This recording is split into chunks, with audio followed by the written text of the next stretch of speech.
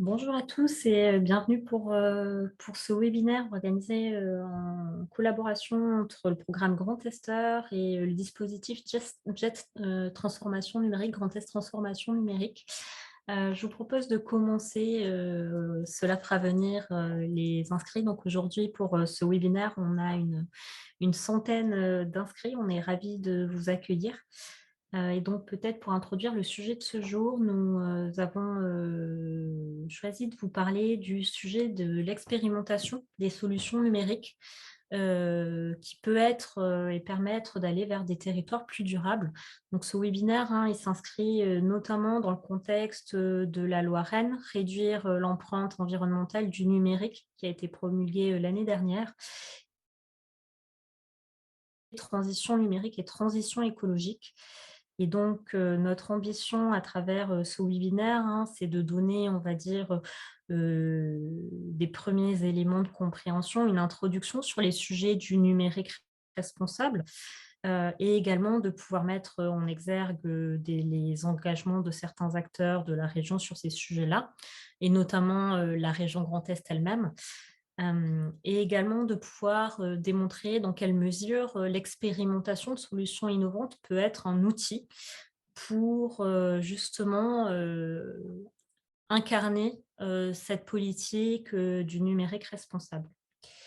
Donc, comme je le disais tout à l'heure, c'est un webinaire qui a été co-organisé avec Grand Testeur, donc, que je vais présenter dans un instant. Grand Testeur, qui est le programme régional d'expérimentation territoriale du Grand Est, qui est initié par la région Grand Est et opéré au sein de Grand I9+.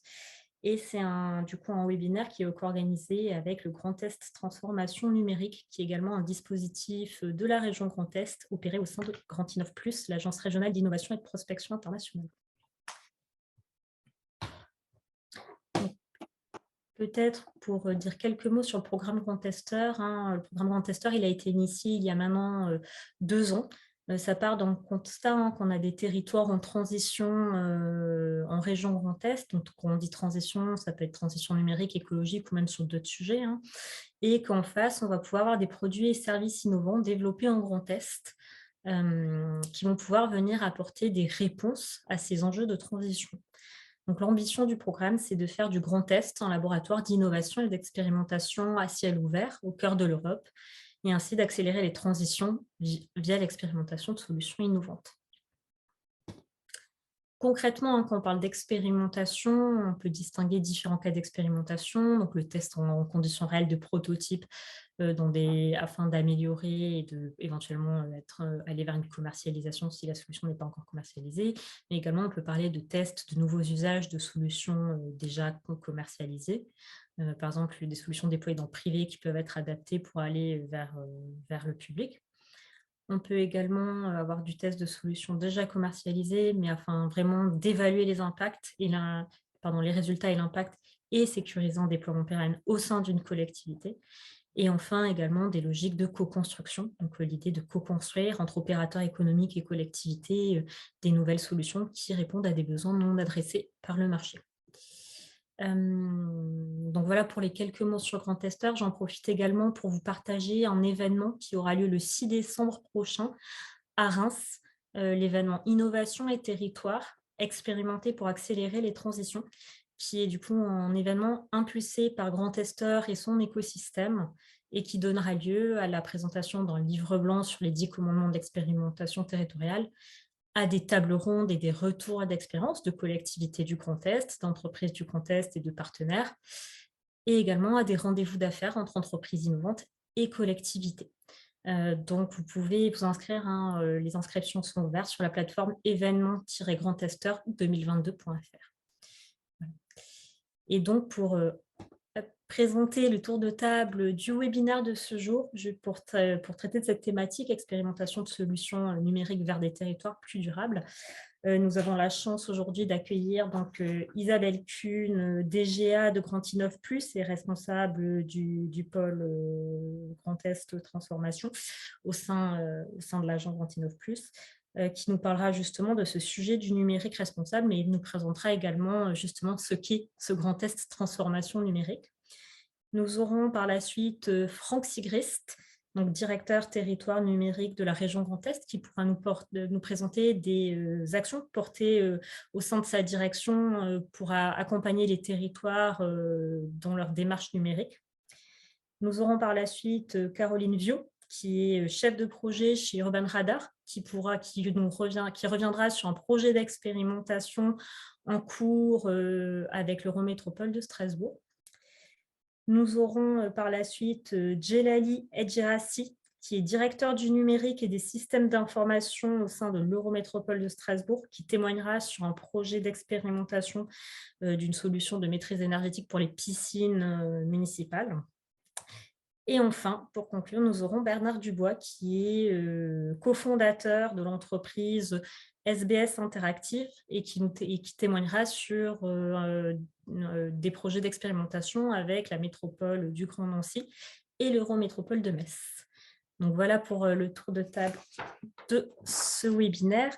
Et je vous indique tout simplement que vous pouvez poser vos questions pendant tout le webinaire dans le module questions-réponses. Les intervenants pourront soit vous répondre par écrit via le module questions-réponses, soit vous répondre lors du temps de questions-réponses dédié qu'on aura en fin de webinaire. Nous aurons une quinzaine de minutes pour répondre à l'oral à vos questions. Vous avez également le module discussion si vous souhaitez simplement saluer les intervenants ou partager de l'information. Et du coup, sans plus tarder, je transmets la parole à Isabelle Kuhn pour nous parler jet numérique et numérique responsable. Merci Alizée, bonjour à tous. Alors effectivement, avant d'évoquer le sujet numérique responsable, quelques mots sur les grands tests transformation, l'acronyme JET. Comme l'a évoqué Alizée, il s'agit d'un dispositif régional qui trouve sa genèse dans le Business Act de la région Grand Est, le plan de relance et de transformation de la région Grand Est, dont l'un des piliers est justement ce fameux JET. Et en l'occurrence, il y a 4 JET globalement, puisque le plan de relance s'articule autour de 4 axes de transformation que sont l'industrie, la transition environnementale, la santé et le numérique, qui va plus particulièrement nous intéresser. Il s'agit réellement d'une dynamique. Le Grand Est Transformation Numérique est une dynamique. C'est une action collective qui vise à fédérer l'ensemble des acteurs du numérique en région Grand Est dans l'objectif de rapprocher l'offre et de la demande et d'augmenter la valeur ajoutée en région Grand Est, justement dans le cadre de projets de transformation d'entreprises et d'organisation du territoire. Les JET ont quatre missions de base que vous voyez ici à l'écran. La première, c'est de connaître l'offre régionale, quelles sont nos forces, en l'occurrence nos forces en matière de numérique. L'idée est d'animer un certain nombre de communautés autour de thématiques que je vous exposerai ultérieurement. Le second point, comme je vous l'ai énoncé, l'idée c'est de rapprocher l'offre de la demande, c'est donc de faire en sorte que nos acteurs du numérique, nos industriels du numérique contribuent à la transformation des entreprises et des organisations du territoire, en particulier en lien avec les actions de la région qui visent à accompagner les consommateurs en quelque sorte, ceux qui souhaitent se transformer. Le troisième enjeu est celui des compétences. Il est d'autant plus d'actualité cette année. Sans compétences, eh bien, nos offreurs ne pourront pas se développer et même les entreprises auront plus de mal à opérer leur transformation. Donc, notre objectif est vraiment de travailler avec l'ensemble des acteurs pour anticiper les besoins en compétences et faciliter l'accès aux talents. Et enfin, le JET est également un outil pour faire rayonner la région au niveau national, européen et international, avec pour idée d'attirer des offreurs de solutions et des talents qui viendraient donc enrichir notre offre régionale. Et en ce qui concerne le numérique, nous avons un cinquième enjeu et je te laisse avancer là pour le coup, Alizé, qui est de promouvoir un numérique responsable. C'est vraiment un choix qui a été fait par le collectif d'une cinquantaine d'acteurs qui ont contribué à définir cette dynamique, de mettre en avant cette notion de numérique responsable. C'est quelque chose qui paraissait évident, hein. Les travaux ont été menés il y a à peu près un an, qui a paru évident au collectif. On était encore dans la continuité de la crise Covid, où tout le monde a pu prendre conscience de l'importance du numérique. On a vu également que l'accessibilité au numérique n'était pas forcément innée pour tout le monde. Et si on combine l'ensemble de ces éléments avec d'autres sujets d'actualité, en particulier celui de la transition environnementale et de la crise énergétique, se pose de plus en plus la question de l'empreinte carbone du numérique, où nous savons que même si le numérique est quelque chose d'immatériel, à un moment donné, si on ne fait rien, d'une part, l'empreinte carbone va exploser et de l'autre côté, peut quand même se poser des questions de viabilité eu égard notamment aux besoins en matières premières. Donc, c'est vraiment quelque chose qui drive le jet numérique. Bien entendu, développer cette offre numérique, mais dans une logique de numérique responsable. Alors justement, pour poser un peu le sujet, je t'invite à passer à la slide suivante, Alizé.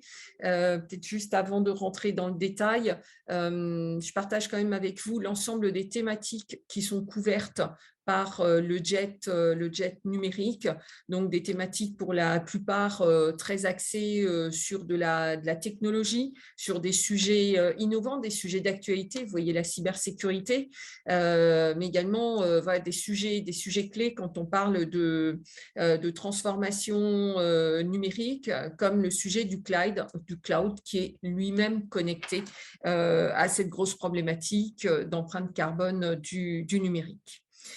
Et du coup, tu peux aller à la slide suivante, Alizé, et on va peut-être la dérouler complètement parce que je pense qu'en termes de timing, je ne pourrai pas vous interpeller sur chacune des questions.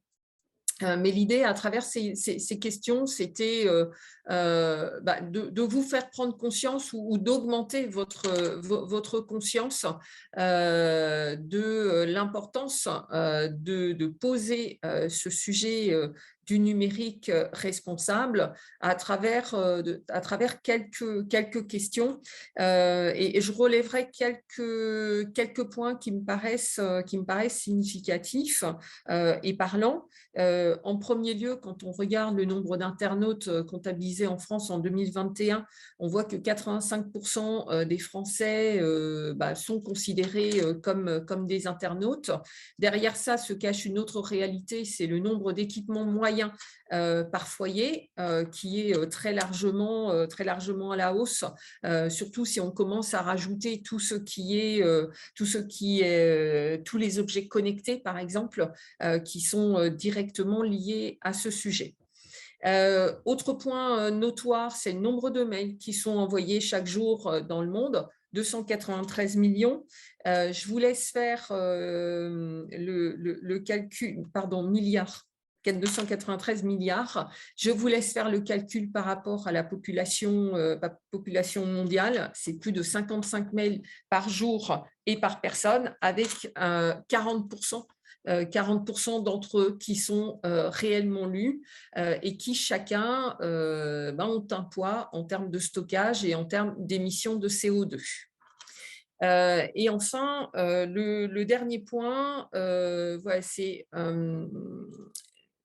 ce que pourrait représenter le numérique à horizon 2025 si rien n'est fait.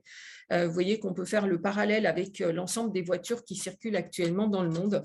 On dit communément également que le numérique peut être vu comme le septième continent à l'échelle mondiale et que si rien n'est fait, il peut représenter à lui seul 8% des gaz à émissions de serre.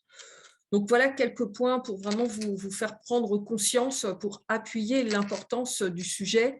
Et en l'occurrence, au sein du JET numérique, et je t'invite à passer à la slide suivante, nous nous proposons de traiter le sujet du numérique responsable autour de trois axes. Le premier en lien direct avec les questions précédemment énoncées qui concernent l'empreinte carbone du numérique, l'empreinte carbone de par ses usages, mais également de par la manière de concevoir à la fois les équipements, que ce soit les centres de données qui sont en train d'exploser aujourd'hui parce qu'on a de plus en plus de données à stocker, ou la manière de concevoir les équipements en tant que tels, les infrastructures de stockage, les serveurs et même la conception des applications en tant que telles, qui, elle, peut également être revue sous l'aune d'une meilleure empreinte carbone. Mais nous souhaitons traiter ce sujet également en regard de ce que le numérique apporte. Parce qu'effectivement, on a tendance à dire, voilà, il y a une empreinte carbone, on consomme beaucoup de matières premières, ça consomme beaucoup d'énergie. Mais à l'inverse, on sait également que les usages du numérique et les possibilités amenées par le numérique ont un apport vertueux en matière de transition environnementale. Et c'est tout le sujet de l'IT for Green. Et je pense que nous allons avoir quelques exemples autour de ce sujet. La deuxième thématique que nous nous proposons d'aborder et que l'on retrouve quand on parle de numérique responsable est en lien direct avec le sujet de l'inclusion numérique, donc qui est cet enjeu de faire monter à bord le plus grand nombre possible de personnes, que tout le monde ait accès au numérique, tout le monde soit à même d'exploiter les possibilités, les usages offerts par le numérique. Et nous avons fait le choix, en l'occurrence, au sein du JET, de traiter un sujet spécifique en matière d'inclusion, qui est celui de la mixité, celui en particulier de la représentativité des femmes dans les métiers du numérique, pas juste pour un effet de mode, mais parce qu'on sait que le numérique, les usages du numérique façonnent notre monde de demain, et que si ces nouveaux usages, ces nouvelles applications ne sont conçus qu'avec le regard des hommes, eh bien forcément, il va manquer une certaine vision, et donc il est important qu'il y ait une bonne représentativité des femmes dans les métiers du numérique. Et enfin, le troisième sujet que nous nous proposons d'aborder au sein du JET, que l'on retrouve également quand on évoque le numérique responsable au sens large du terme, c'est le sujet de la souveraineté et en particulier de l'éthique et de la transparence du numérique. Alors, ce n'est pas forcément le sujet de la souveraineté au sens de ce qu'on entend souvent, de la souveraineté des données, des infrastructures, mais c'est plutôt de faire en sorte de responsabiliser chaque individu, chaque organisation dans ses propres usages du numérique. Et donc, de facto, quand on parle d'acteurs du numérique qui conçoivent des problèmes, c'est vraiment d'intégrer les dimensions éthiques dans la conception des usages et de veiller à une transparence, en particulier au niveau des algorithmes qui sont développés grâce à l'intelligence artificielle. Donc voilà les trois piliers représentatifs du numérique responsable. Et si on fait un zoom sur les collectivités locales, je t'invite à passer à la dernière slide, effectivement, eh bien, on va revenir sur cette fameuse loi qu'a déjà énoncée Alizée tout à l'heure, donc la loi REEN, et donc qui vise à embarquer les collectivités locales et les organisations publiques dans un numérique responsable, un peu sous la contrainte, hein. Malheureusement, c'est souvent le cas en France. Et là, la contrainte qui est imposée est que chaque collectivité, en tout cas pour l'heure, celle de plus de 50 000 habitants, dispose à horizon janvier 2025 d'une stratégie en matière de numérique responsable qui doit bien sûr comprendre des objectifs chiffrés, quantitatifs, et qui doit répondre aux 6 objectifs intrinsèques de cette loi. Je ne vais pas les énoncer en tant que tels. Je vous ai mis quelques mots en gras qui montrent bien les axes sur lesquels se penche cette loi et qui sont en lien direct avec le sujet de la durabilité du numérique, de l'empreinte carbone en termes de conception, de la consommation énergétique liée aux usages du numérique, mais également cet enjeu de sensibilisation, d'embarquer les citoyens, les rendre responsables et de faire en sorte que nos territoires se transforment et deviennent des territoires connectés et durables. Et c'est sur ce dernier point que je terminerai mon intervention pour donner la parole à Franck, qui, je pense, imagera parfaitement ce que peut être un territoire connecté et durable à l'échelle régionale. Je vous remercie. Merci Isabelle. Et donc, je pense que sans plus de transition, on peut donner la parole à Franck. Merci Isabelle, merci Alizée. Bonjour à l'ensemble des participants. Alors, le numérique, remarque préalable, on peut rester peut-être juste sur cette première présentation, doit rester un outil au service d'eux et ne doit pas être une substitution. Ce n'est qu'un moyen de parvenir à un certain nombre d'actes. Alors pourquoi d'ores et déjà de parler de l'ensemble de ces thématiques? Parce que ce sont des sujets qui préoccupent aussi bien les collectivités que les entreprises privées et sur lesquels on peut avoir un certain nombre aujourd'hui d'applicatifs numériques pris individuellement. Mais l'ensemble en a besoin. Et en fonction de la taille de la structure, on est plus ou moins à la fois intéressé à la chose et plus ou moins à l'aise avec certaines thématiques et moins avec d'autres. Et c'est dans ce sens-là que la région réfléchit depuis déjà un certain temps. Alors, vous le savez certainement, elle a engagé, alors, à partir de 2016 sur le périmètre alsacien, 2017 sur le reste de la région, directement avec les 2 réseaux Rosas et Losange et indirectement en soutien financier à Moselle Fibre, le déploiement de la fibre optique. Là aussi, c'est un moyen, c'est un vecteur de transmission des données sous une forme, alors je ne vais pas reprendre les propos d'Isabelle Kuhn, mais un peu sous une forme quand même un peu de certaine souveraineté néanmoins, puisqu'on veut que ce soit des acteurs locaux et que ce soit piloté localement.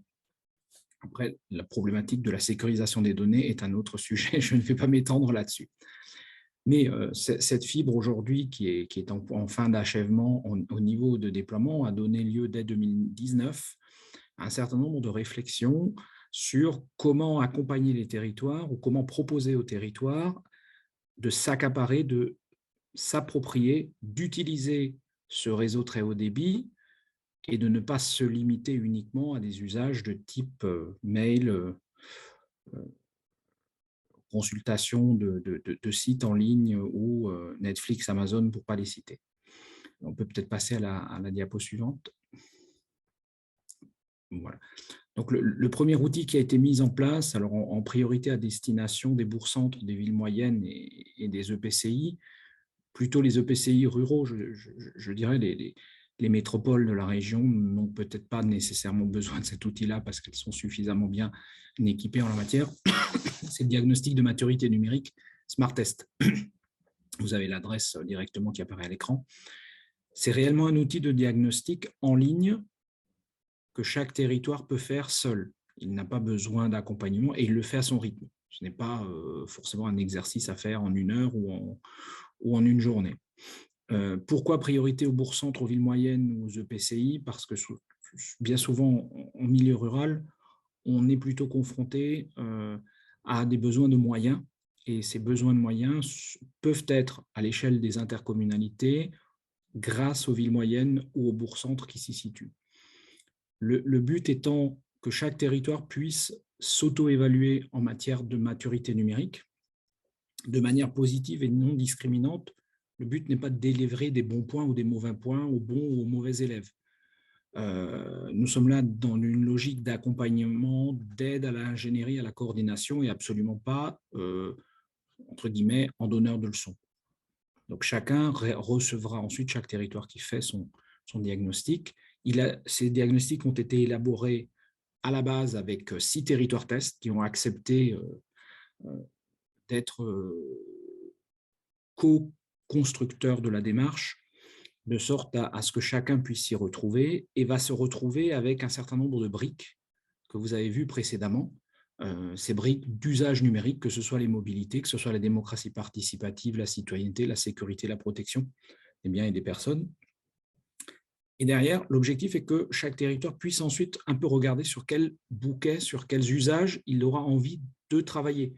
Parce que selon le territoire, la priorité n'est pas la même. Certains vont être plutôt dans la protection ou de la préservation des ressources, d'autres plutôt sur la protection des biens et des personnes. On voit beaucoup émerger de projets, par exemple, de vidéoprotection, mais ce n'est pas forcément le souhait de l'ensemble des territoires. Alors, une fois que cette démarche a été faite, il s'avère, et pour me permettre de faire la transition avec la diapo suivante, un réseau fibre comme celui dont celui aujourd'hui dispose la région, qui couvre donc 9 départements du Grand Est en direct, c'est un peu une problématique aussi de grandes villes ou de moyennes villes, avec près de 400 points techniques à sécuriser en tout point, et sur lesquels il a fallu mettre en place un outil qui nous permette de disposer en temps réel, et j'insiste bien sur ce mot-là, en temps réel, non seulement sur les images et les contrôles d'accès des personnes, mais également sur l'ensemble des flux, notamment énergétiques, et bien avant qu'on parle de crise,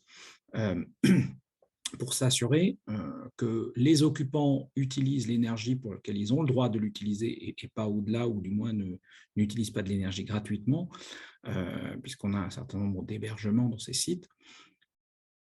Et un effet accélérateur a été qu'en parallèle, et on va dire suite à la promulgation de la loi Rennes, la démarche qu'a lancée la Direction générale des entreprises au niveau du ministère de l'économie à Bercy a été une démarche dite territoire intelligent et durable, à laquelle la région a souscrit début janvier, avec une réponse d'hyperviseur, j'y reviendrai très vite.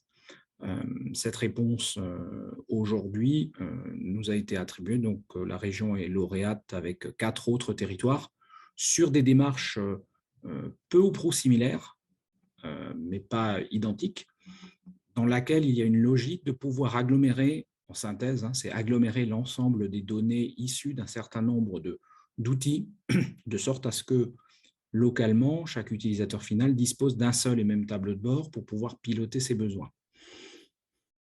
Et comme nous sommes dans un territoire avec une très forte dominante rurale, l'intérêt est encore probablement supérieur à pouvoir justement disposer d'un outil, entre guillemets, facile d'utilisation. On va passer à la suite. Alors, pourquoi engager ces transitions? Ça a été d'une part la vision. Aujourd'hui, clairement, et c'est ce que je disais, un certain nombre de collectivités ont de très nombreuses sources d'informations.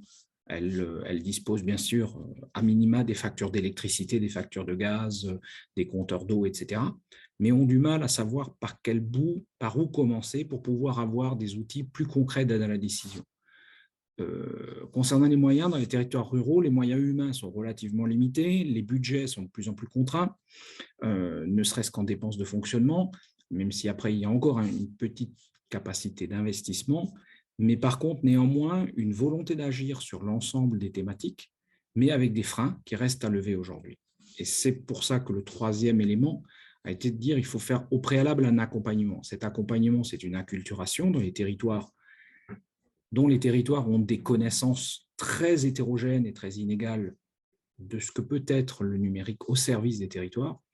D'un autre part, de savoir comment formaliser les besoins et mettre en œuvre des projets concrets, et de pouvoir donc apporter, on va dire, cet accompagnement à travers la preuve par les usages.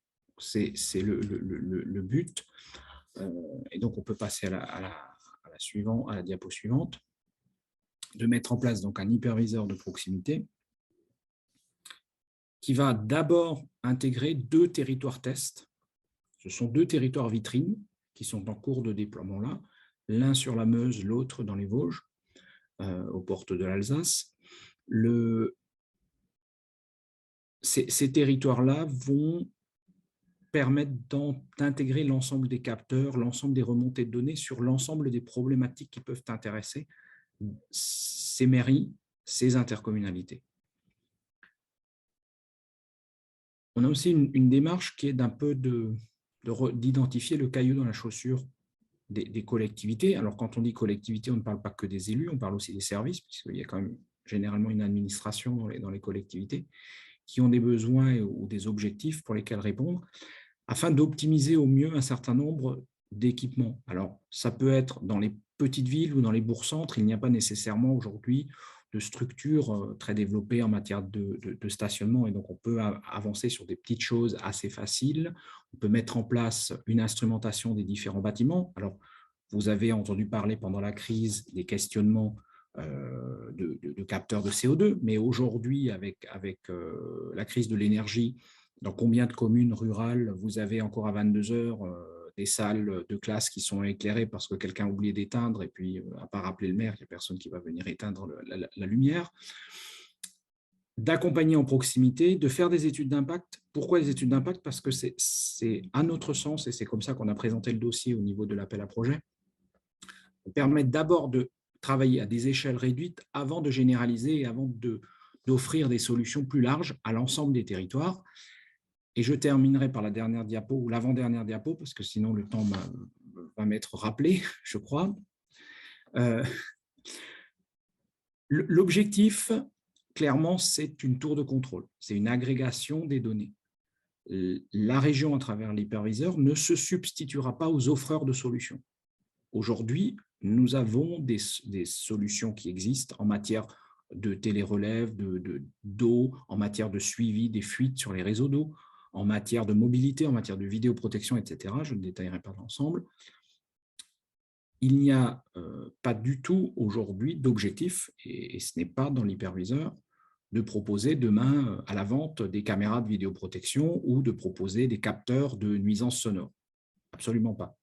Chaque entreprise restera. L'objectif de l'hyperviseur est bien de récupérer, à travers un certain nombre d'API, les données, de pouvoir les stocker, alors de manière souveraine, parce que là, les équipements de stockage sont implantés sur le territoire du Grand Est et ne sont pas à l'extérieur du territoire du Grand Est, dans des sites sécurisés, mais ce sont des mini-stockers, ce ne sont pas des data centers de grande échelle, mais plutôt des micro-data centers, et de sorte ensuite à livrer aux collectivités qui utiliseront le système uniquement des tableaux de bord qui peuvent être utilisés facilement et pour lesquels il n'y a pas besoin d'investir grandement, ni en moyens humains, ni en moyens technologiques.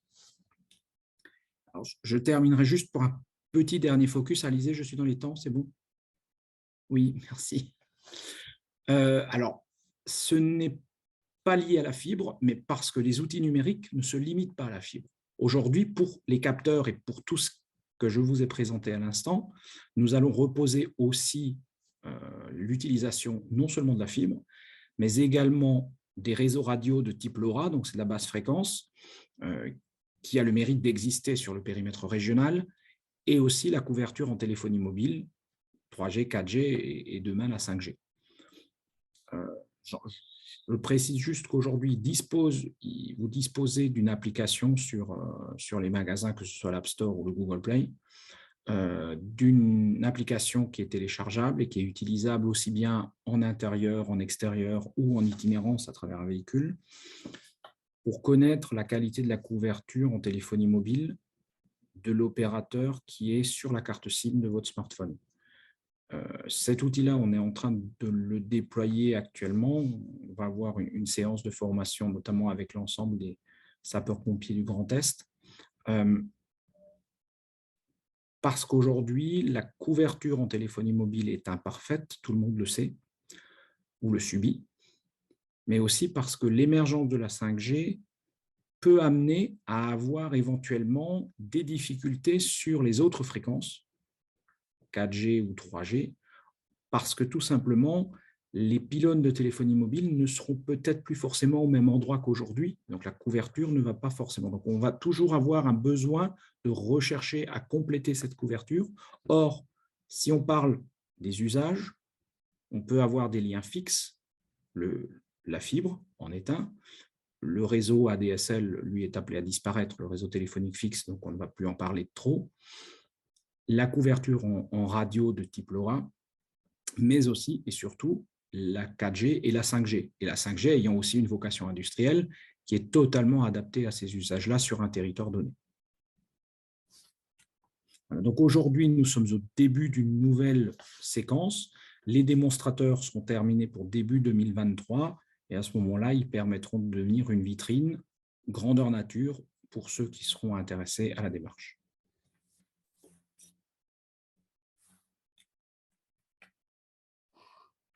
Merci beaucoup, Franck, pour cette présentation des actions notamment apportées par la direction territoire numérique de la région Grand Est. Peut-être on incise sur le sujet de l'hyperviseur que tu mentionnais. Franck, je me permets également de rebondir pour les entreprises qui nous écoutent. C'est donc aussi une opportunité pour les entreprises régionales de développer du business avec les collectivités en venant s'intégrer dans ces démarches d'hyperviseur. Donc, il faut aussi que ce soit compris comme une opportunité pour nos offreurs de solutions du Grand Est.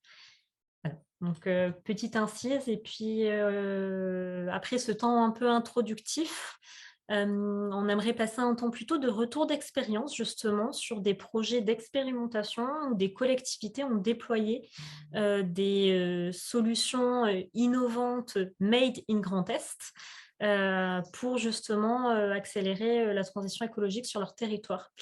Et donc, pour commencer ces temps de retour d'expérience, je vais transmettre la parole à donc, Caroline Viau, qui est Project Manager chez Urban Radar.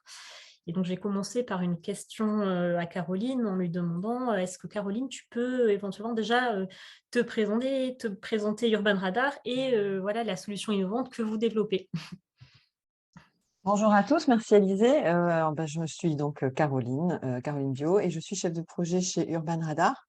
Urban Radar est une société qui est basée à Reims, donc dans le Grand Est, et dont l'objectif est d'aider les entreprises et les collectivités à planifier leur territoire de façon plus durable et pour le rendre également plus durable. Donc, notamment par une solution qui est numérique. Voilà, donc l'idée, c'est de collecter des données, de les analyser et de les visualiser, bien sûr, de façon à donner une vision claire. Et comme le disait Franck, non pas une tour de contrôle, mais plutôt peut-être une tour de pilotage des données et de la mobilité des données, des ressources dans la ville. Il s'agit alors bien sûr, on peut choisir d'avoir les données de multi-sources, donc ça peut être de l'open source, ça peut être des capteurs, ça peut être des données qui sont issues d'études préliminaires.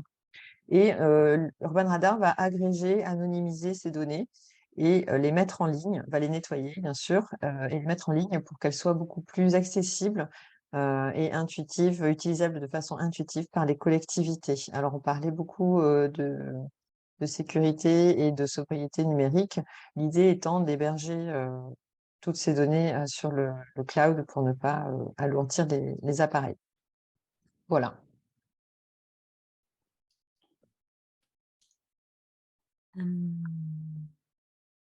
Donc effectivement, c'est un outil qui va être sécurisé.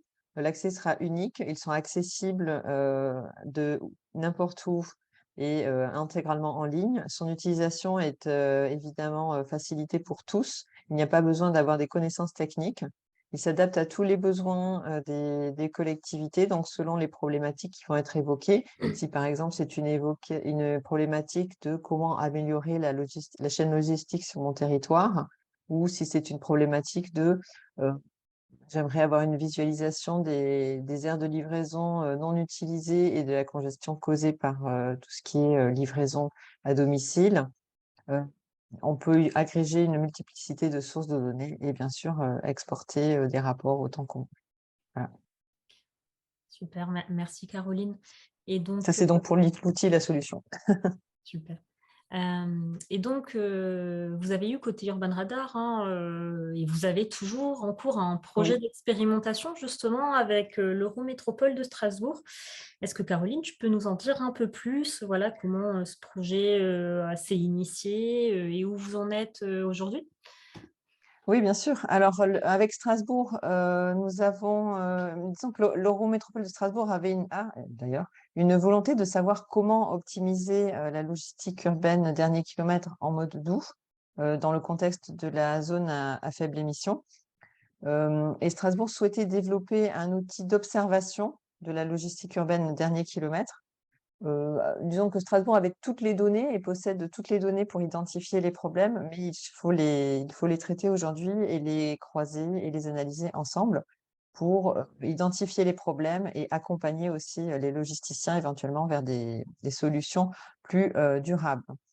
Donc, Urban Radar, dans le cadre de cette volonté, a travaillé au cadrage du projet, à l'identification des besoins, à la définition des indicateurs et ensuite à l'identification et à l'aide à la collecte des données nécessaires. Voilà, donc l'idée aussi en parallèle a été de créer un espace d'échange, de discussion avec les logisticiens, transporteurs, plateformes logistiques, de créer des partenariats, alors tout d'abord avec les cyclologisticiens et les logisticiens dernier kilomètre dans un premier temps, avec 2 objectifs. Un premier objectif qui était un objectif de partage de données. Donc ça, c'est la partie complexe puisque voilà, il faut installer une convention de partenariat, il faut se mettre d'accord sur quelles données on va partager, il faut se mettre d'accord sur la propriété intellectuelle. Il y a également un enjeu d'agrégation de données entre les logisticiens. Voilà, donc il fallait créer des échanges et être, disons que la volonté était d'être au plus près du terrain, mais en même temps, il faut trouver un terrain d'entente avec tous. Voilà, pour avoir vraiment cette réalité, l'intégrer et en même temps, voilà, garder tout le principe de concurrence notamment et de confidentialité des données.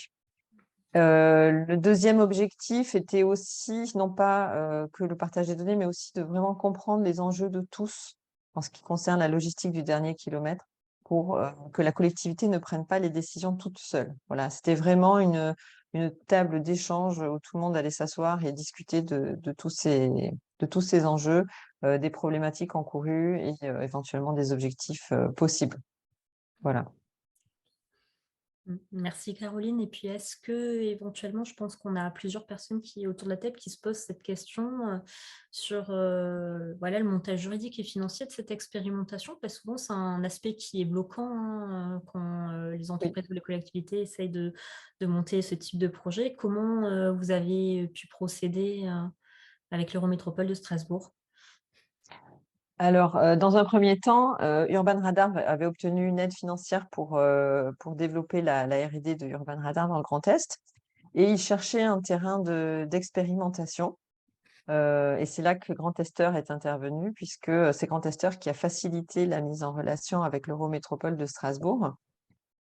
Donc au début, c'était un projet qui a été, disons que la vision, le cadrage a été fait en petit comité, puis le projet a été présenté aux élus et la région qui a décidé donc de financer une grande partie, a proposé une convention d'achat innovant. Voilà, donc il a fallu caractériser l'innovation dans le cadre de l'achat innovant, donc la technologie, l'usage, et toutes ces caractéristiques figurent aujourd'hui sur la convention d'achat innovant. Voilà, ce qui a permis à Strasbourg de bénéficier à l'Eurométropole de Strasbourg de bénéficier de ce projet et également d'ajouter une petite part personnelle, entre guillemets, pour personnaliser ce projet davantage, vu les objectifs très spécifiques qui étaient énoncés. Voilà, Ok. Donc, pour résumer, il y a eu un financement de la R&D via une aide régionale c'est et ça. sur la partie personnalisation qui relevait du cas d'usage voulu par l'Eurométropole, il y a eu Voilà, tout à un fait. achat d'innovation. Ok, très clair. Et du coup, sur ce projet, quelles sont les prochaines étapes et puis peut-être plus globalement, quelles prochaines étapes pour Urban Radar? Alors, sur ce projet spécifiquement, nous sommes actuellement en train de designer la solution technique. Donc, on est vraiment sur, on va dire, les pieds dans la boue, c'est-à-dire qu'on est en train de traiter toutes les données, de les intégrer, de voir comment designer la plateforme, les fonctionnalités par rapport aux utilisateurs qui vont en bénéficier dans les premiers tests. Voilà. Donc ça, c'est vraiment la partie concrète sur ce projet-là. On est également en cours de réflexion sur les partenariats avec les logisticiens qu'on a rencontrés lors de plusieurs ateliers. Voilà. Et pour Urban Radar, alors on a lancé une levée de fonds de série A. On cherche des collectivités de petite et de moyenne taille pour tester nos solutions, voilà, de vraiment mettre nos produits dans les mains des collectivités, que ce soit pour la gestion dynamique de la voirie, que ce soit pour la gestion des aires de livraison, que ce soit pour la gestion de l'accès aux ressources. On parle beaucoup de la ville du quart d'heure. Voilà, donc l'idée est de continuer à financer le R&D pour vraiment donner des outils clés en main aux collectivités. Ok, super. Donc, appel à petite collectivité pour Voilà, travailler de nouveaux cas d'usage. Très clair. voilà, des territoires d'expérimentation. Super. Est-ce que peut-être, pour conclure ton intervention, tu peux donner quelques conseils à notre audience d'aujourd'hui sur voilà, la conduite de ce type de projet, donc des conseils soit à des collectivités, soit à des entreprises?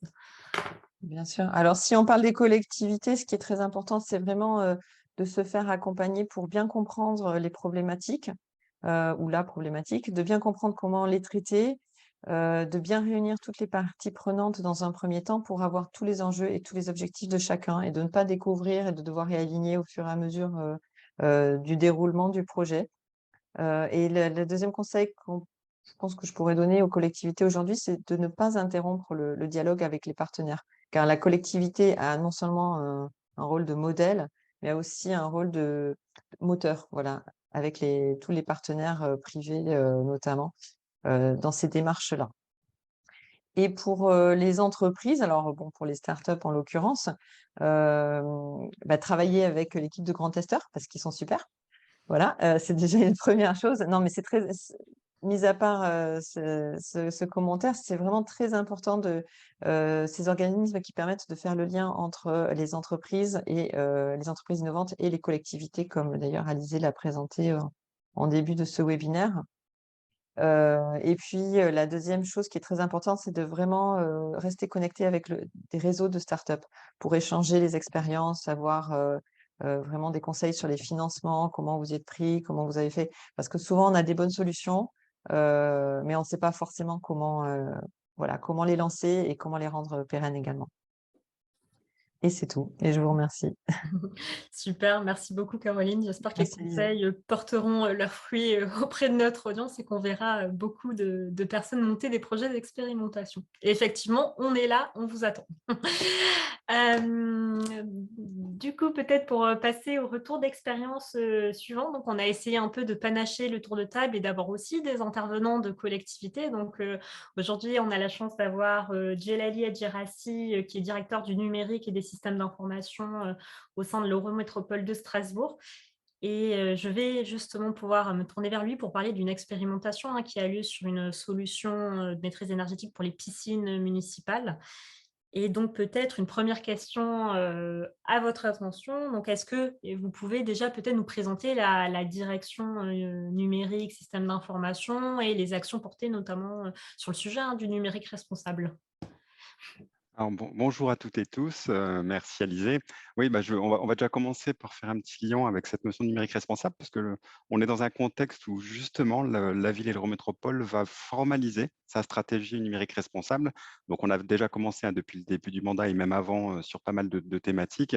Et l'idée, c'est de montrer les engagements que vont avoir les deux collectivités sur le territoire. Et je rebondis sur ce qu'a montré Isabelle tout à l'heure, hein. On va retrouver les trois grands piliers qui avaient été présentés, avec un vocabulaire peut-être un tout petit peu différent, mais on va très vite s'y retrouver avec une notion de sobriété numérique, hein, telle qu'on l'a avec la loi Rennes, hein, qui est une des grosses parties, mais tant sur la partie impact du numérique sur tout ce qui est, entre guillemets, écologique, mais aussi sur l'aide du numérique sur les aspects écologiques. Et je vais tout de suite rebondir sur une des questions, avec aussi ce risque, hein, de ne pas être tout le temps sur des solutions, ce qu'on appelle du solutionniste technique, hein, de dire à tout prix on veut mettre de la technique, alors que des fois la technique elle apporte pas forcément de valeur ajoutée, ou elle est encore plus consommatrice, hein, finalement, que ce qu'on veut suivre ou qu'on veut améliorer, quoi.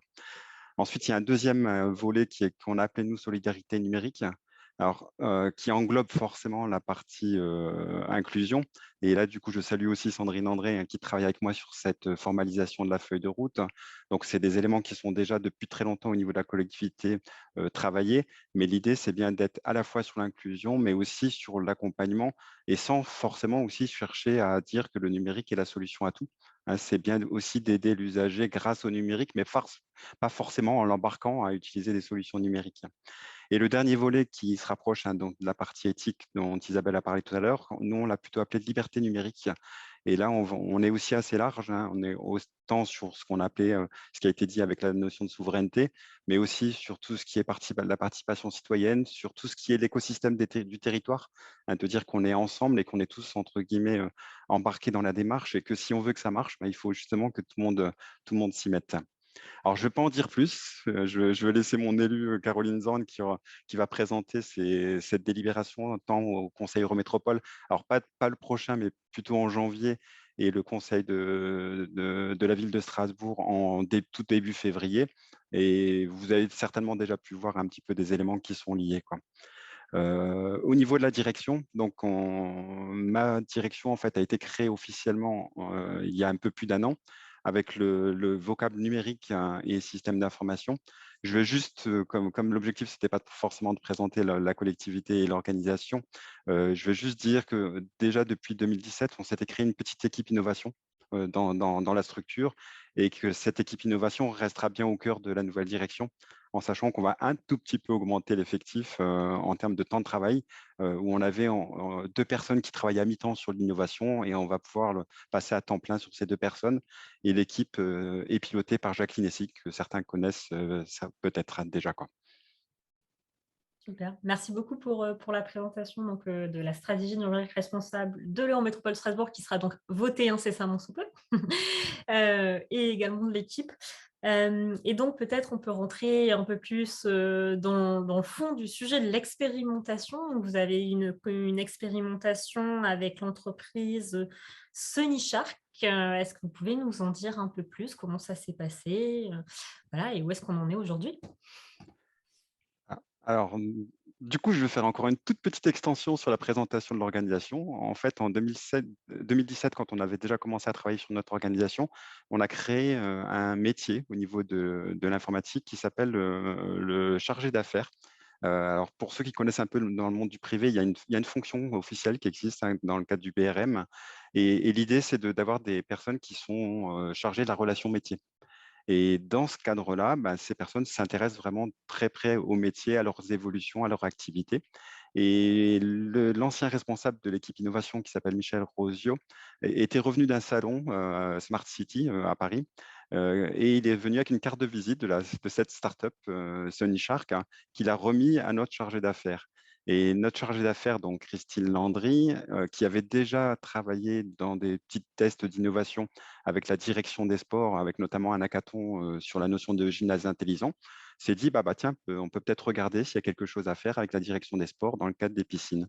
Et l'histoire a commencé comme ça, avec l'idée qui a très vite germé avec la direction des sports, mais aussi la direction de l'architecture et du patrimoine, hein, qui gère une grosse partie de nos équipements. Et la formalisation s'est faite par une convention, hein, pour pouvoir partir sur le mode expérimental. Et une fois que Christine Landry a pu un peu mettre tous les acteurs autour de la table, on a profité de nos chefs de projet innovation, donc avec Jean Mélounou, hein, que vous voyez apparaître, hein, et qui est dans l'auditoire, donc je salue aussi, a accompagné Christine Landry pour mettre en musique un petit peu toute cette expérimentation avec pas mal d'éléments techniques à installer, mais pas que, quoi. Et on a commencé officiellement à faire cette expérimentation avec la piscine de la Kipitsuno, dans un contexte pas évident, hein, parce qu'on est tombé en plein Covid, avec la fermeture du bâtiment, donc qui n'était pas propice à faire de l'expérimentation sur cette période. On entend bien et ça a été le cas pour beaucoup de projets d'expérimentation, ces derniers mois, voire maintenant années. Et donc peut-être, pour rentrer un peu plus dans le détail, quelles étaient, voilà, les différentes vraiment étapes de l'expérimentation? Quelle en était l'évaluation et quelles sont peut-être les prochaines étapes? Ah non, pardon, quelle est la solution? Je vais peut-être commencer par, quelle est la solution? Désolée, je suis allée un peu vite. Alors, Concrètement, la solution Sony Shark, qu'est-ce que c'est? Alors, en très peu de temps, et puis du coup, je ne vais pas forcément aller dans l'explication très technique de la solution, et je pense que Sony Shark ne sera pas offensé que je ne rentre pas dans le détail de la valeur ajoutée de leur solution, mais en étant vraiment très sommaire, hein. Donc, l'intérêt de Sony Shark, déjà, c'est que c'est une startup qui est spécialisée dans le monde des piscines et des patinoires. Donc ça, la connaissance métier, entre guillemets, de ces bâtiments est déjà un élément hyper important. Le principe, en fait, c'est de mettre une solution qui permette permettre de piloter en fait la piscine de la manière la plus intelligente possible, avec trois aspects importants quand on gère une piscine. L'aspect bon usage du bâtiment, hein. On sait que dans les bâtiments où il y a beaucoup d'humidité, il y a par exemple la partie condensation qu'il faut absolument gérer pour pas que le bâtiment s'abîme. Il y a la partie confort de l'usager, hein, de dire qu'il y a de la température à la fois extérieure et la température de l'eau qui est importante. Et puis l'aspect économique, hein, parce qu'on sait que ce genre de bâtiment, c'est des équipements assez énergivores. Et la difficulté qu'on a aujourd'hui quand on n'a pas des solutions de ce type-là, c'est qu'on est obligé de choisir, de faire des compromis. Et souvent, les compromis, en plus, sont plutôt manuels, donc pas très réactifs. Et ce qui se passe souvent, c'est qu'on est plutôt sur la partie entre guillemets confort et la partie santé qui l'emporte par rapport à la partie énergétique. Donc forcément, avec le contexte actuel, il faut se poser des questions pour dire la partie énergétique est tout aussi importante. Et l'idée de Sony Shark, en fait, c'est de modéliser la piscine, donc avec ce qu'on appelle un jumeau numérique quelque part, et d'essayer d'appliquer de différents critères de réglage des équipements de gestion, de façon à ce qu'on trouve le bon compromis sur ces trois aspects. Et par ce biais, il faut des capteurs, il faut mettre en place de la récupération d'informations, hein, typiquement la fréquentation, par exemple, en information extérieure, la température extérieure, la température à l'intérieur, etc. Et de croiser ces informations pour essayer de dire quels sont les bons réglages des équipements techniques. Et dans l'idéal, si en plus on a une télégestion qui est opérationnelle, on peut appliquer ces paramètres qui ont été modélisés directement sur l'installation, donc pratiquement en temps réel ou sur des modes de gestion qui soient un peu plus réactifs qu'une action manuelle. Et donc, du coup, l'idée, c'était de faire ça sur cette piscine de la Kibitsuno, en disant, il y a un beau territoire d'expérimentation, profitons de la piscine pour essayer. OK, super. Et donc la dernière question, c'est Alors, voilà. avec un élément important, hein, dans l'expérimentation, le volet usager. Alors, je le dis puisque en ce moment, on parle beaucoup de baisser la température de l'eau dans les piscines, entre guillemets, au détriment du confort de l'usager. Dans cette expérimentation, alors on n'était pas encore dans cette urgence, entre guillemets, énergétique. Le volet usager a bien été pris en compte aussi en disant, on va interroger l'usager au fil de l'expérimentation pour savoir si à la fois le ressenti à l'extérieur de l'eau et dans l'eau est positif. Effectivement, c'est important et c'est vrai que cette notion d'usager, hein, c'est quelque chose à bien retenir dans le cadre de toutes les expérimentations. Donc, en usager, hein, ça peut être bien sûr un citoyen qui va utiliser un service public, mais ça peut être aussi des fois des agents des services, hein, qui utilisent des solutions en interne de la collectivité. Donc, effectivement, le pan usager, il faut certainement pas l'oublier quand on parle d'expérimentation. Et donc peut-être concrètement les différentes étapes du projet et donc là où on en est aujourd'hui et la suite à venir. Alors donc du coup, sur la diapo, j'ai mis un petit peu en haut là, les différentes phases qu'on retrouve donc avec le début de l'histoire. Donc on est parti, nous, sur une convention de partenariat expérimental d'innovation qu'on a pu signer en octobre 2019. Elle était prévue sur 18 mois. Donc avec le contexte Covid, on l'a prolongée de 12 mois supplémentaires. Dans le timing, on avait prévu une expérimentation qui durait réellement entre 16 et 18 mois. Dans les faits, je peux déjà donner des conseils, cette durée, elle est quand même assez longue. Je pense qu'il faut raisonner plus, Franck l'a dit tout à l'heure, à petite échelle, donc il faut aussi raisonner sur un temps plus court quand on fait une expérimentation. Mais l'idée, c'était quand même de dire, on met la solution en place en 3-4 mois, et après on laisse tourner, et ça permet de tirer un bilan au bout d'un an d'usage, quoi. Dans les faits, donc avec le contexte, on a réellement mis la solution en place assez rapidement. Par contre, pour pouvoir faire les tests officiels, on a commencé début 2022 sur 3-4 mois, hein, ce qui permet d'avoir déjà un premier retour d'expérience sur ces 3-4 mois. Le retour, il est plutôt positif, alors avec deux aspects. Un aspect déjà lié à l'expertise de la connaissance du monde des piscines de Sony Shark. Le fait d'avoir modélisé finalement la piscine, ça a permis de faire un diagnostic complet et qui a permis de donner des éléments de réglage aussi dès le départ, hein, de dire bah, il y a des choses qui sont déjà à revoir dans la gestion de la piscine. Et le deuxième élément, bah, c'est dans le temps, on a aussi constaté une baisse d'économie, une baisse entre guillemets de la consommation énergétique. Alors dans les documents que vous voyez à l'extérieur, on parle beaucoup d'euros. Moi, je vais enlever la partie euro là, dans ce support, parce que vu la fluctuation des montants des factures, eh ben, le montant il peut très vite évoluer en fonction bah, de l'abonnement qu'on a réussi à négocier avec nos différents opérateurs d'énergie. Mais sur le principe de la baisse d'économie, aujourd'hui, on a fait une modélisation en se disant qu'on a entre 25 et 35 d'économie possible en fonction de l'état de la piscine en amont, et puis et de la capacité à gérer, à influer un petit peu sur les éléments techniques. Et en parallèle, je reste aussi sur cette partie usage, et Alizé, vous avez bien fait d'insister là-dessus. Le côté usager a bien montré qu'il y a une amélioration du ressenti de l'usager, et donc du coup un confort global qui est perçu positivement. Pour la suite, du coup, Exactement, la suite. donc on a beaucoup travaillé, hein, dans les partenaires, on a beaucoup travaillé avec la direction de l'architecture et du patrimoine. Si vous suivez un peu l'actualité de la ville et de l'Eurométropole de Strasbourg, la collectivité a décidé de créer un gros service de gestion de l'énergie et du patrimoine, avec l'objectif, hein, de travailler sur le parc de bâtiments qui est important. On a 1600 bâtiments à l'Eurométropole, avec l'idée de se dire comment on optimise ces bâtiments d'un point de vue énergétique.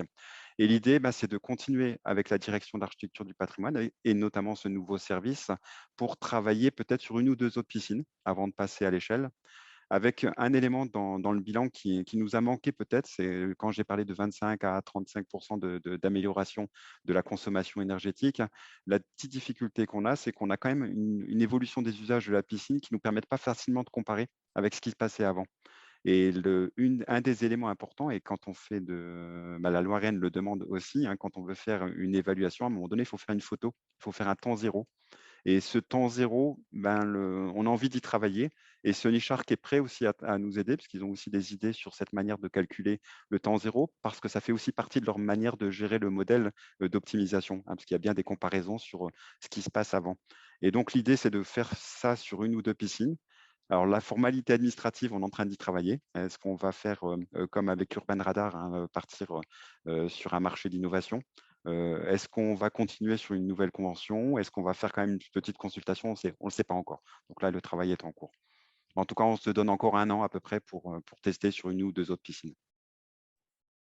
Super, donc retour plutôt positif et intéressant aussi de constater que voilà, cette volonté expérimentale, elle ne s'arrête pas après une expérimentation. On peut se dire qu'on a encore des choses à démontrer, à tester et donc et toujours se projeter aussi, voilà, Ouais. sur la suite des projets d'expérimentation qui, sont souvent peu anticipés.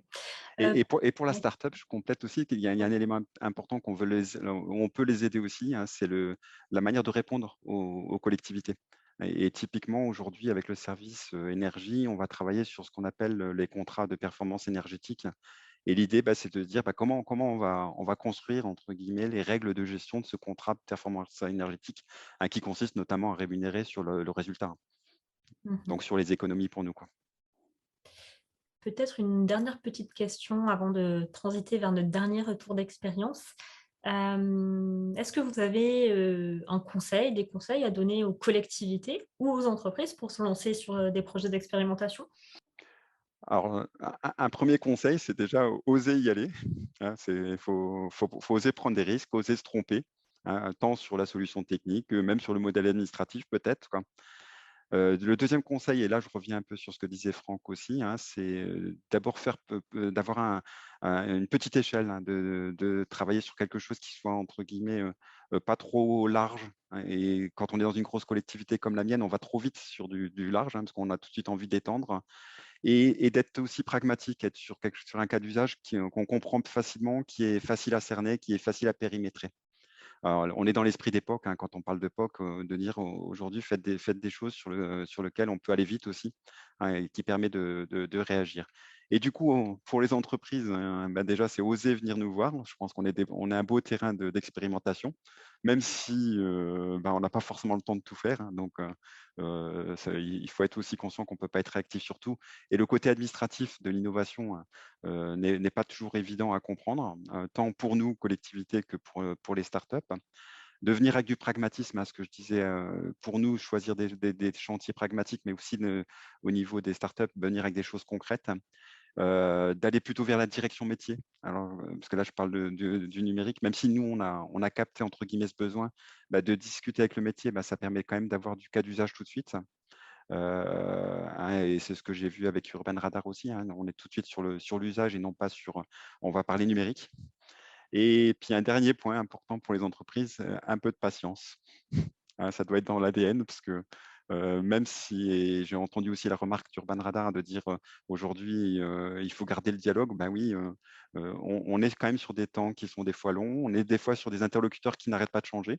Donc du coup, je dis, si Jean normalement aurait dû présenter, hein, cette expérimentation, mais comme il a rejoint une autre direction, donc il nous a laissé le soin de faire la présentation, mais forcément les interlocuteurs ils changent aussi dans le temps. Donc il faut être un peu patient et puis être persévérant. Super. Effectivement, faire preuve de patience, tout le monde nous le dit côté collectivité.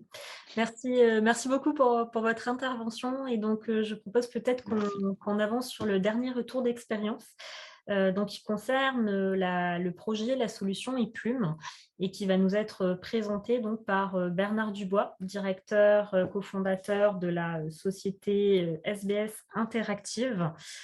Et peut-être pour commencer son intervention, je vais lui poser la question et également, est-ce que vous pouvez voilà, nous dire un peu plus comment est né ce projet ePlume et quelles sont les sociétés derrière ce projet? Bonjour à toutes et à tous, Bernard Dubois, donc effectivement cofondateur d'SBS Interactive, et je parlerai également au nom de The Weave, la autre société que je vais présenter également, puisque la plateforme ePlume dont je vais vous parler cet après-midi, c'est une plateforme unifiée de maîtrise de l'énergie et de l'exploitation d'un bâtiment public en l'occurrence, et d'un ou de plusieurs bâtiments publics en l'occurrence, et qui est une plateforme en fait à deux têtes, puisque comme on va le voir, elle est composée de deux ensembles de logiciels, un logiciel Vison de présentation et de restitution des informations, et puis un logiciel What is What développé par The Weave sur la partie, je dirais, acquisition et traitement des données. voilà, si on peut présenter les deux sociétés. Alors, SBS, c'est une société que j'ai créée effectivement avec mon fils en 2008, donc il y a bientôt 15 ans. On va fêter notre 15e anniversaire l'année prochaine. On est parti sur la volonté de développer un moteur de visite virtuelle d'environnement. Alors, en l'occurrence, des environnements complexes. Nos premiers clients ont été en particulier Naval Group.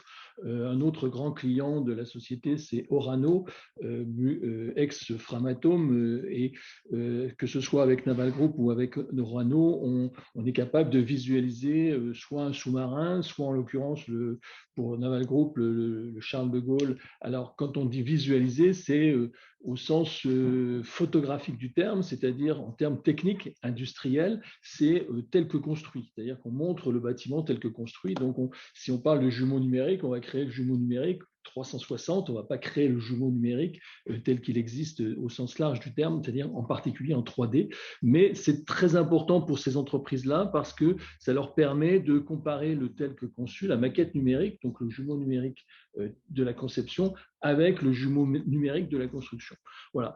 Ça permet aussi à un client comme Orano de visualiser les 7000 salles de l'usine de La Hague, de retraitement de La Hague, parce que ce sont des salles dans lesquelles on ne rentre pas facilement et pour lesquelles il est important de préparer, de former les personnes qui vont rentrer dans les salles et de préparer les interventions. Donc le fait d'avoir la visualisation telle qu'elle existe des salles au travers du support photographique leur permet de mieux préparer les équipes d'intervention.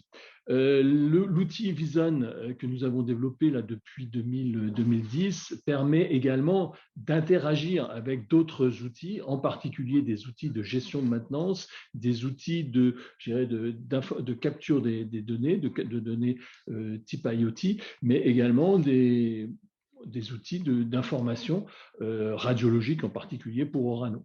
Voilà. Nous avons développé cet outil Vison depuis 2010. On a développé des logiciels complémentaires autour du showroom virtuel et également des applications, non pas ex situ pour voir à distance une usine ou un bâtiment, mais pour voir in situ. Et donc, on a travaillé aussi sur des solutions de réalité augmentée.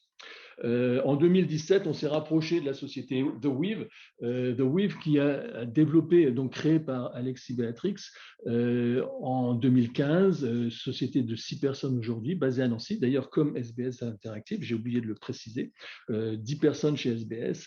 The Weave a développé un outil qui s'appelle le What is What et qui est un outil un peu multifonction qui permet de gérer bien sûr de la maintenance, du suivi d'atelier, qui permet de faire de la traçabilité, de la qualité, de la gestion de qualité, du pilotage et au travers de différentes couches logicielles et pour en fait fournir aux industriels des outils, un outil de gestion de la performance industrielle. Donc voilà, ces deux outils-là ont chacun leurs caractéristiques. Ils s'adressaient principalement à l'époque à des industries. D'ailleurs, on travaille toujours sur le monde industriel. Et puis en 2017, on s'est rapproché et on a imaginé de pouvoir mettre à disposition, déjà de rapprocher nos deux outils et puis de les mettre à disposition d'une cause importante. C'était déjà à l'époque, bien sûr, la maîtrise énergétique et c'est comme ça qu'on a passé ce contrat d'alliance qui a été confirmé en 2020, contrat d'alliance IPLUM. Voilà l'histoire. Donc, Et en 2017, nous avons participé à l'AMI de la région Grand Est pour présenter une solution qu'on a qualifiée depuis IPLUM. On peut peut-être passer sur la slide suivante. Donc, plateforme unifiée de maîtrise de l'énergie. À l'époque, nous étions 3 sociétés. Nous, on avait été chercher également une société à Saint-Dié, la société eWatch, qui fabriquait les capteurs. Et on est allé chercher, on a proposé du moins, à la métropole du Grand Nancy de participer comme expérimentateur à notre démarche. Et donc, c'est comme ça qu'on a répondu à cette AMI 2017, économie numérique, et que nous avons été lauréats. Donc, le projet, nous avons entamé un projet avec la métropole du Grand Nancy d'équipement de 3 bâtiments le stade Marcel Picot, stade de foot, donc, où il y a de grosses problématiques, bien sûr, énergétiques. Un bâtiment de type ERP, c'est le musée Aquarium, bien connu parce qu'il y a de très très beaux aquariums visibles à la ville de Nancy. Et puis un troisième bâtiment plus tertiaire qui était le siège de la métropole. Donc ces trois bâtiments nous ont servi de modèle. Et c'est comme ça qu'on a commencé à formaliser la plateforme ePlume pour définir un certain nombre de fonctionnalités et d'objectifs par rapport à cette plateforme.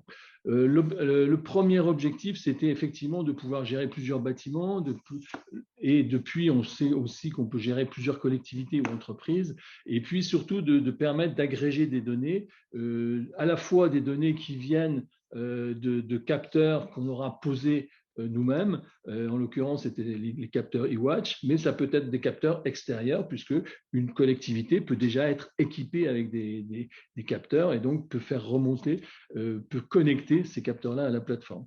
Donc, agrégation des données capteurs pour effectivement faire le monitoring global des bâtiments. Alors, quand on parle de capteurs, on va parler de capteurs bien sûr, pour mesurer les consommations énergétiques, que ce soit électrique, que ce soit alors, de façon générale ou détaillée, hein, parce qu'on peut, je ne vais pas rentrer dans le détail, mais on peut mettre ces capteurs-là à différents niveaux, différents étages également, que ce soit les capteurs de consommation gaz, de consommation des capteurs de calories, pour compter si c'est du chauffage urbain, pour compter les calories consommées au niveau du bâtiment, mais également, et c'est ça qui est intéressant, des capteurs également à la fois de présence, d'humidité, de température, de CO2, etc. Donc, ces différents capteurs fournissent de l'information qui remonte sur la plateforme ePlume et qui permettra le monitoring global du bâtiment. Et puis, autre objectif, c'est de permettre également le suivi des événements au niveau de ce bâtiment-là, donc ce qu'on appelle tous les événements liés à l'exploitation, et en particulier les événements liés à la maintenance, aux demandes d'intervention et au suivi des interventions, de fournir, de pouvoir être aussi un réceptacle de toute la partie documentation technique, des modes opératoires pour pouvoir les restituer aux utilisateurs, en particulier aux utilisateurs finaux, et puis de fournir, de servir, je dirais, d'outils d'interaction avec les utilisateurs, quelle qu'en soit leur fonction, et donc de permettre une interface simple, en particulier au travers de la visualisation 3D des bâtiments, parce que l'accès à un document, à un outil technique est quelque chose de compliqué, qui nécessite une certaine à la fois compétence, mais également qui nécessite, je dirais, des critères techniques qui ne sont pas forcément à la portée de tous les utilisateurs du bâtiment et tous les usagers du bâtiment. Et donc, il est important d'avoir des moyens d'accès plus simples, en l'occurrence le smartphone. Voilà, donc cette plateforme ePlume, elle a ces différentes fonctionnalités-là, mais l'objectif était aussi de pouvoir intégrer d'autres données, pas seulement les données des capteurs que l'on a installés, mais de pouvoir intégrer d'autres capteurs au travers de connecteurs qui vont permettre l'intégration de données extérieures, que ce soit en provenance d'une GTB, d'une GTC, que ce soit au travers de données de type facturation, ou que ce soit des données open data, en particulier les données de température ou de vent, etc. Enfin, toutes les données météo qui sont accessibles et qui permettent de faire des corrélations. Alors, très rapidement, voilà l'architecture. C'est une architecture un peu multicouche où on voit en dessous les bâtiments, 3 bâtiments sur la métropole du Grand Nancy, comme je l'ai dit, une couche de capture, alors à la fois avec les capteurs qui sont posés spécifiquement dans le cadre du projet, mais qui peuvent être déjà existants, qui peuvent venir d'ailleurs corréler les capteurs d'une GTC, parce qu'on peut mesurer au travers de capteurs de température, mesurer si il y a des écarts entre les consignes et la réalité. Donc, on peut également servir, il y a un effet retour aussi au niveau du bâtiment. Une couche de traitement, je ne vais pas préciser, et puis une couche de restitution au niveau des utilisateurs qui peuvent être des utilisateurs techniques, donc les services techniques de la métropole en l'occurrence, mais ça peut être également des utilisateurs, je dirais, externes, type bureau d'études. Et ça, c'est l'expérience qui nous a montré que l'expertise d'un bureau d'études est bien évidemment souhaitable. L'intérêt, c'est que la métropole peut mettre à disposition ces données et peut permettre pendant le temps d'une expérimentation de laisser un bureau d'études travailler sur ces données-là complémentairement à ses propres moyens de capture d'informations. Voilà, ça c'est le premier accès technique, mais également accès, comme je le disais tout à l'heure, vers les usagers finaux en particulier, au travers de moyens plus simples d'accès à l'information, une simplification et une présentation de l'information. Alors, et comme on va le voir, c'est directement avoir accès, par exemple, à la température d'une salle ou à la température, au niveau de CO2 dans une salle. Voilà. Point important à relever quand même sur cette plateforme, c'est que on cherche bien évidemment à mutualiser à la fois les moyens informatiques, mais également de fournir à la métropole, qui reste propriétaire, de fournir à la métropole toutes les données. On travaille. Le constat effectivement que l'on avait fait au préalable de cette expérimentation était que il y a beaucoup de données qui existent déjà, donc il faut les agréger, mais il faut également les retraiter. Mais une chose est sûre, dans le cadre de la convention qu'on avait passée avec la métropole du Grand Nancy, c'est que les données restent la propriété de la métropole, et la plateforme n'est qu'un outil pour utiliser ces données-là, les mettre en forme et les restituer. Ok, très, très clair. Et peut-être, donc vous nous parlez du projet avec le Grand Nancy. Donc, vous aviez eu du financement sur ce projet de la région Grand Est via l'AMI Économie numérique, Voilà, il me semble. Et donc, le Grand Nancy a été un peu ce laboratoire d'expérimentation Voilà. sans apporter du financement, mais en mettant à disposition des bâtiments, du temps homme pour travailler Absolument. avec vous.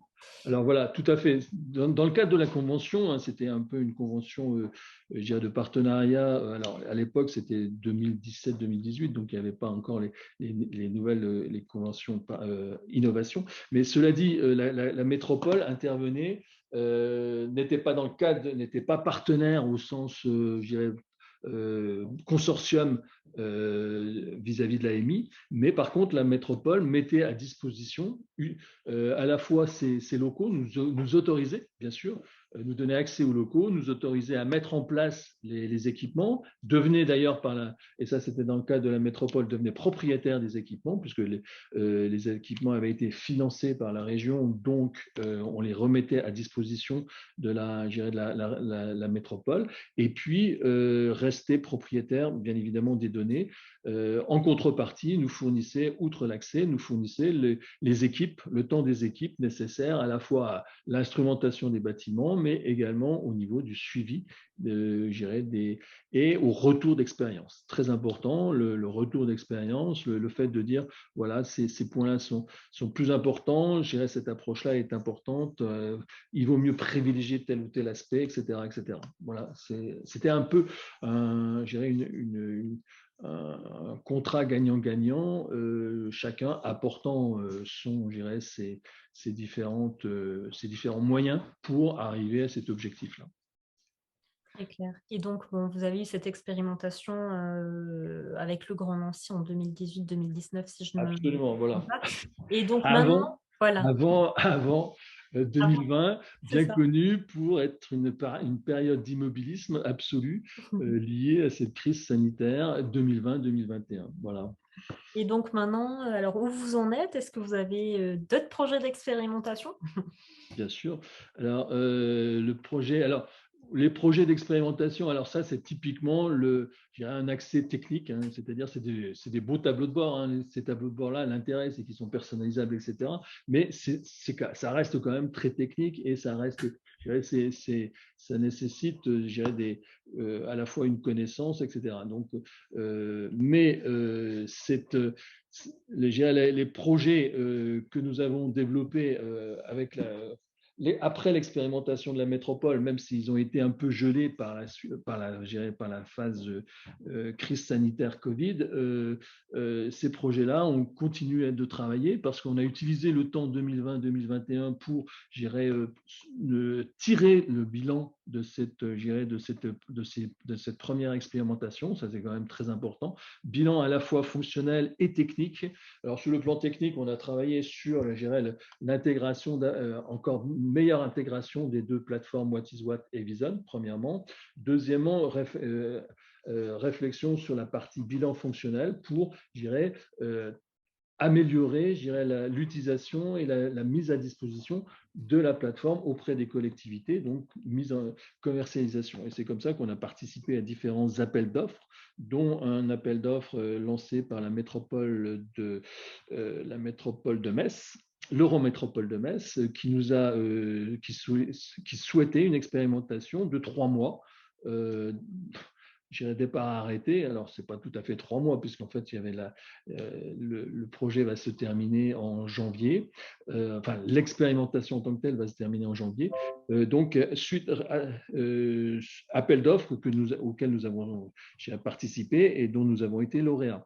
Les conditions de cet appel d'offres parlaient bien d'une expérimentation et parlent toujours d'une expérimentation, à la fois pour instrumenter un bâtiment, en l'occurrence le conservatoire. On va passer peut-être sur la slide suivante. Là, voilà, je vous vais présenter un accès, je vous ai préparé un accès grand public, voilà, par exemple. Alors, ce n'est pas le plus beau local du conservatoire régional, qui est un ancien couvent en plein centre, en plein cœur de Metz. L'objectif de l'Eurométropole, c'est effectivement, de servir d'expérimenter différentes solutions, dont la partie maîtrise énergétique. Donc, c'est à ce titre-là que nous avons été retenus pour le conservatoire, avant le cas échéant, de déployer sur d'autres bâtiments. Donc, cette expérimentation qui est censée durer 3 mois et qui a commencé vers le 15 octobre, nous a permis déjà, de visiter le bâtiment, bien évidemment, de l'instrumenter, et puis de travailler. Et c'est comme ça que nous avons formalisé, ce niveau expertise bureau d'études. Nous avons associé, dans le cadre de notre convention IPLUM, nous avons associé un bureau d'études de façon à nous assister sur les résultats et surtout les préconisations à faire pour optimiser la consommation énergétique du bâtiment et le confort des utilisateurs.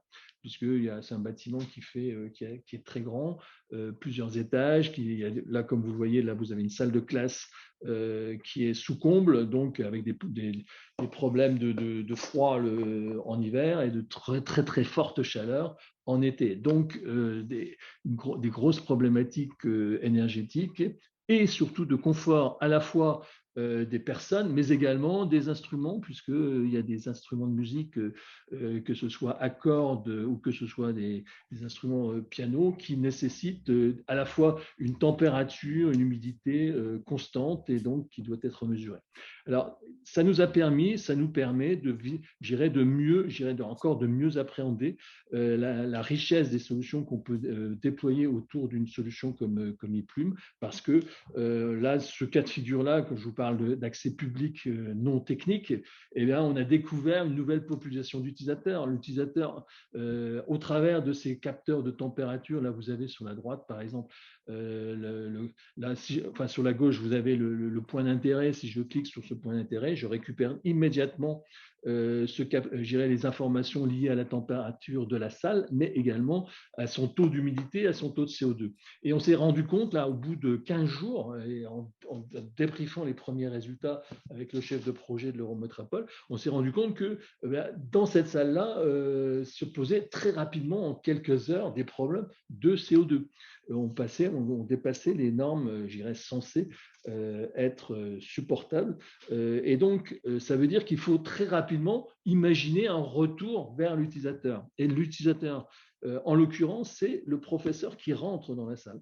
Et donc, ce qu'on va mettre en place, c'est simplement un QR code au niveau de la salle, parce qu'on pourrait imaginer d'autres moyens plus sophistiqués avec un écran qui affiche la température, etc. Mais ça veut dire c'est déjà plus complexe à mettre en place, c'est plus plus coûteux aussi. Il ne faut pas oublier ces aspects de coût, surtout quand il y a beaucoup de salles. Donc, l'idée, c'est qu'on va déjà expérimenter cette solution simple où l'utilisateur, en l'occurrence le professeur, quand il rentre dans la salle, peut utiliser son smartphone pour splasher un QR code qui est présent dans la salle et qui lui donne immédiatement accès à l'information de CO2 et d'humidité. L'intérêt, c'est que l'action immédiate à faire, c'est de ventiler la salle. C'est clair, c'est d'ouvrir les fenêtres. Et ça, c'est que l'utilisateur, cet utilisateur-là qui peut le faire. Ce n'est pas le responsable du service exploitation ou du service des flux à l'Eurométropole. Ce n'est pas le responsable technique du bâtiment. C'est la personne qui rentre, c'est l'usager final. Donc voilà. Et là, c'est une illustration exacte de ce que l'on cherche à faire, c'est-à-dire de fournir un moyen d'impliquer tous les utilisateurs et de donner accès à l'information pour tous les utilisateurs. Voilà, par exemple, un des premiers résultats qui sort avec cette expérimentation au niveau de la ville de Metz. Bien sûr, d'ici 3 mois, nous aurons donc en janvier, nous avons prévu une phase de restitution. C'est pour ça qu'on travaille avec le bureau d'études, un bureau d'études, en l'occurrence le JAG Indus, et que cette restitution sera de façon plus formelle, reprendra l'ensemble des données qui auront été acquises et des expérimentations qui auront été faites et commandées par le bureau d'études sur en particulier sur les phases d'inoccupation du bâtiment pendant la période de la Toussaint et la période de Noël pour commencer à préconiser un certain nombre de choses. Donc cette présentation aura lieu en janvier auprès des services techniques de l'Eurométropole et de la direction du bâtiment, en l'occurrence du conservatoire. Voilà. Merci. Ça, c'est la première, bien sûr, c'est le premier expérimentation hors métropole du Grand Nancy, mais vis-à-vis de la métropole du Grand Nancy, on continue à travailler puisque nous sommes en train d'imaginer, avec la métropole, d'instrumenter un 4e grand bâtiment de la ville de Nancy, en plein cœur de ville, un grand bâtiment sur lequel on trouve également de gros problèmes de maîtrise énergétique. Voilà. Merci beaucoup Bernard pour cette présentation. Je vois qu'on arrive à la fin du temps imparti pour ce webinaire. Donc, on avait des questions qui ont été déjà adressées par les intervenants à l'écrit. Je vais peut-être juste me permettre d'en prendre une ou deux pour les spectateurs qui sont encore avec nous. On a une question sur les dépenses liées à ces nouveaux outils de pilotage. Est-ce que ces dépenses sont considérées comme de l'investissement ou du fonctionnement en termes de comptabilité publique? C'est vrai qu'on n'a pas forcément les mêmes budgets sur une collectivité sur ces sujets d'investissement ou de fonctionnement. Donc, alors, je ne sais pas si Bernard, vous avez une réponse ou sinon, je pense que Djelali Adjerassi a potentiellement une réponse à apporter en tant que représentant de collectivité. Je peux apporter ma contribution. Effectivement, c'est un des points sur lesquels on a travaillé post-expérimentation parce qu'effectivement, ce n'est pas le tout d'offrir, de préparer, de concevoir une solution. Encore faut-il la commercialiser vu de notre côté. Et donc, l'objectif, c'est qu'on a beaucoup travaillé et qu'on fait en sorte qu'on puisse, l'ensemble des coûts puissent être considérés comme des coûts d'investissement davantage que des coûts de fonctionnement. Et de garder en coût de fonctionnement que des choses résiduelles, type abonnement téléphonique, etc. Sachant que tout ce qui est logiciel, bien sûr instrumentation, équipement et puis logiciel également est prévu, est vu sur une phase sur un contrat de 3 ans par exemple. Alors, juste en complément, ça dépend de la solution finale. Si c'est du SaaS, dans la comptabilité publique, on est censé payer toute la partie SaaS en fonctionnement. Oui. Et c'est vrai, Bernard, qu'on essaye nous aussi, quand on est dans la phase de construction en tout cas, d'être sur une phase d'investissement et en disant que si on veut après pérenniser, c'est là où on rebascule en fonctionnement, quoi. Oui. Super, merci pour la réponse. Et peut-être une dernière question, je pense, qui est adressée à l'équipe Grand Testeur. En tant qu'offre de solutions en cybersécurité, nous avons monté un projet expérimental de sécurisation d'installation de traitement des eaux en lien avec le pôle Hydreos. Aujourd'hui, nous sommes à la recherche d'une collectivité pilote de financement.